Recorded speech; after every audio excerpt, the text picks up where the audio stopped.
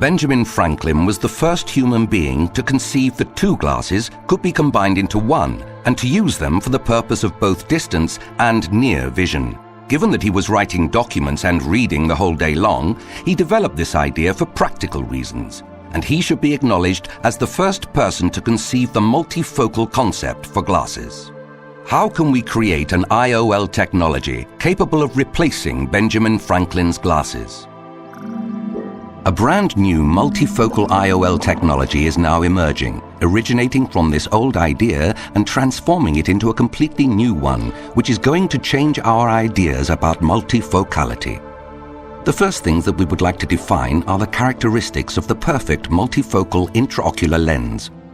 The perfect multifocal lens should have a focus which is dominant for far. It should avoid the overlapping of foci, providing the adequate disparity between focus. It should be aspheric in order to improve the optical performance. It should be toric to correct astigmatism and, if necessary, pupil independent to be able to function in different environmental light conditions. Optical performance should be very good in the optical bench and indeed when inside the eye. It should also be stable in the capsular bag, inducing a very low PCO rate. Finally, it should be used sub 2 mm so as not to induce astigmatism, and it should provide good visual outcomes for far, intermediate and near. Up to now, all of the intraocular lenses that have appeared on the market are based on the rotational symmetry concept. They are made with concentric circles, either refractive or diffractive, which provide images generated in an area of 360 degrees. The light is scattered on the foci over the entire lens, causing the following main disadvantages: loss of light, permanent overlapping of images, causing halos and glare, loss of image quality and contrast sensitivity function. We're going to explain the concept of rotational asymmetry. In rotational asymmetrical lenses, the light is refracted to the near focus only on a specific sector.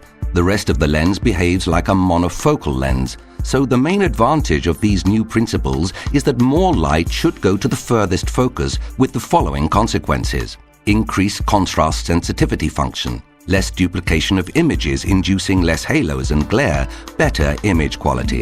And this is the new concept comprised in a new lens. In this lens we have a sector that focuses the light for near only. The specific improvements in the optical geometry of this lens are that most of the lens is for far with an area for near.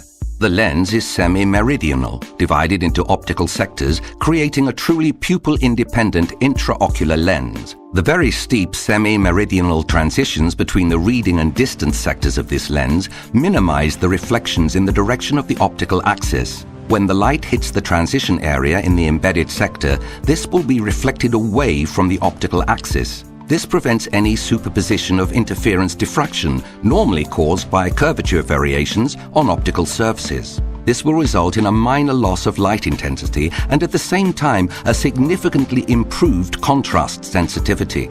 No ghost or double images should be propagated, and significantly less glare and halo effects should appear. These images for far and for near are clearly separated and will be exactly in line with each other, without image jump on the concentric optical zones produced by either refractive or diffractive rotational symmetrical intraocular lenses. Overlapping is thus reduced, and neuroadaptation will play a minor role in the performance of the lens.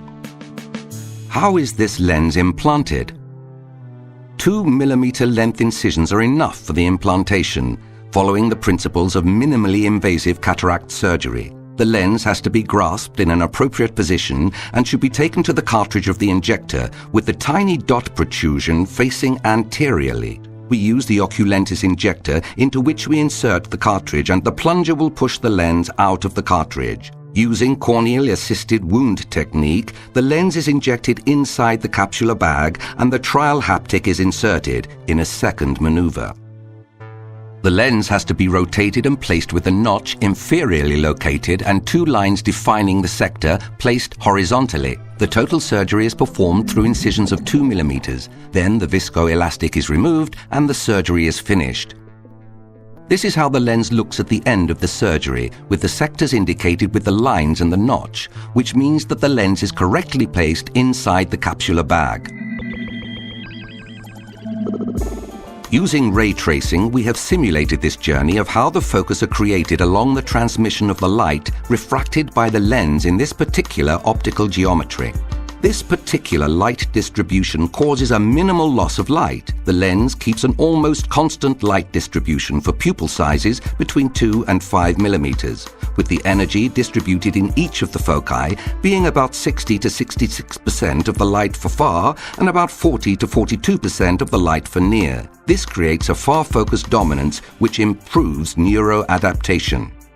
The clinical results in our personal clinical experience are outstanding. Patients obtain good visual outcomes for far and for near with excellent intermediate vision. Thanks to the particular geometry of the lens, they refer excellent visual performance in all of these distances and under different light environmental conditions. When residual astigmatism is corrected, the far vision results are outstandingly good, with all of the patients being better than 0.8, that is 20/25. The best spectacle distance corrected near visual acuity was a minimum of J3 in all of the patients, whilst 85% of the patients showed J2 and J1 with excellent intermediate vision at the same time. The defocus curve shows that for J1, this lens provides a depth of focus of 3.5 diopters, and with intermediate vision qualified for J3. The contrast sensitivity function is at the limits of normality, and this lens corresponds to the contrast sensitivity of a middle-aged person. The optical analysis shows in this image an excellent MTF function with an outstanding bidimensional PSF. In spite of the sector, these lenses do not induce coma aberration as shown in the internal aberrometry. The mathematical convolution of the optical quality data shows here the simulation of the quality of vision of one of the implanted eyes using the Snellen charts. In conclusion, using this new concept of multifocal IOL, we have obtained excellent visual outcomes for all distances with a very low incidence of halos and glare, and improved contrast sensitivity by reducing the loss of light, with excellent neuroadaptation, minimal induction of aberrations, and very good spectacle independence, with excellent objective optical and intraocular clinical performance.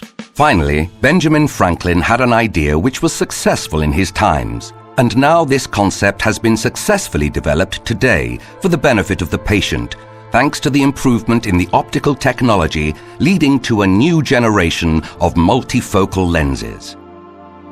We thank the ideas of the past, and we welcome today's new ideas, which will eliminate the need to use Benjamin Franklin's glasses.